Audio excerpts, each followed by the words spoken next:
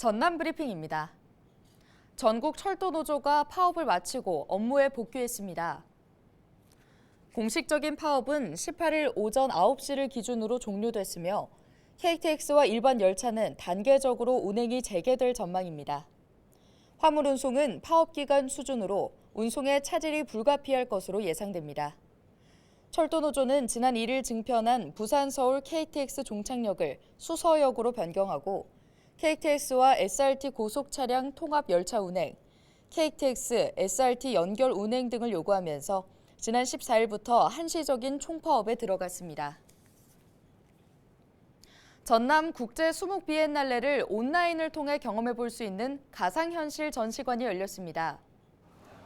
목포와 진도 주 전시관과 해남 특별전시관 내부를 3D 스캔한 전남 국제 수목 비엔날레 가상현실 전시는 공식 누리집에서 관람할 수 있는데요. 전시관별 실제 전시 장면이 구현돼 시공간의 제약 없이 언제 어디서나 전시와 작품을 감상할 수 있습니다. 전남 소방본부가 추석 명절을 앞두고 전통시장과 다중이용시설을 중심으로 화재 안전점검을 벌였습니다. 전남 소방본부는 지난달 24일부터 지난 13일까지 전통시장과 다중이용시설 176곳을 돌며 소방시설 작동 여부와 관리 상태, 비상구 주변 장애물 여부 등 안전 상태를 확인하고 사고에 대비하는 행동 요령을 교육했는데요. 이번 점검에서는 29곳에서 92건의 지적사항이 적발됐고 과태료 부과와 조치 명령이 내려졌습니다. 재범 가능성이 높은 일부 성범죄자의 경우 신상이 공개되죠. 범죄자의 이름과 나이, 사진과 거주지 정보를 성범죄자 알림이를 통해 공개하고 이를 통해 인근 주민들이 동네에 거주하는 성범죄자의 정보를 확인할 수 있는데요. 그런데 만약 등록된 거주지에 성범죄자가 살고 있지 않고 경찰이 이들의 소재도 모르는 상황이라면 어떨까요? 실제로 이런 사례가 늘어나고 있습니다.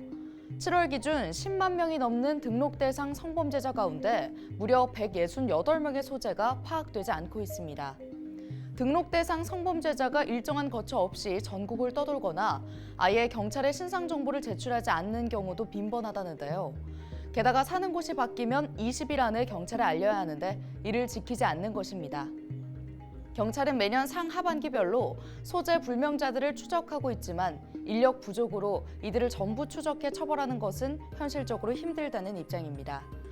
다음 달 미성년자 11명을 성폭행한 김근식 등 고위험군 성범죄자가 연이어 사회로 복귀합니다. 등록 대상 성범죄자의 신상 정보 공백은 2차 범죄로 이어질 가능성이 높겠죠. 재범을 막기 위해 도입한 제도가 허점을 드러낸 만큼 더욱 촘촘한 보완이 필요해 보입니다.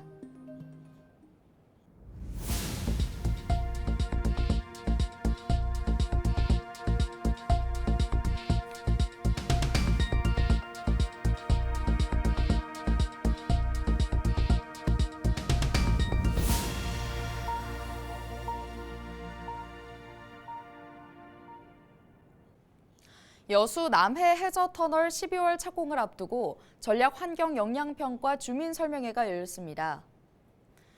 이번 주민설명회에는 김회재 국회의원과 전남도의원, 익산지방국토관리청 관계자, 여수시민 등 100여 명이 참석했는데요.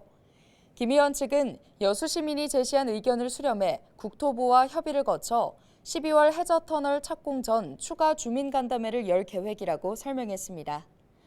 여수 남해 해저터널은 2031년 개통을 목표로 올해 연말부터 공사가 시작될 예정이며 해저터널 구축과 4차선 국도 신설에 국비 6,900억 원이 투입됩니다. 가을철을 맞아 낚시어선 이용객이 늘어난 가운데 여수해양경찰이 낚시어선 위법 행위 특별 단속을 실시합니다.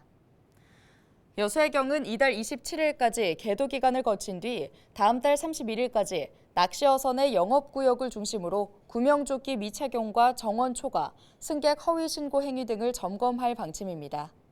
해경은 최근 3년 동안 낚시어선 사고 102건 가운데 9월과 11월 사이 사고가 31건으로 전체의 30%를 차지했다고 설명했습니다. 지금까지 전남 브리핑이었습니다.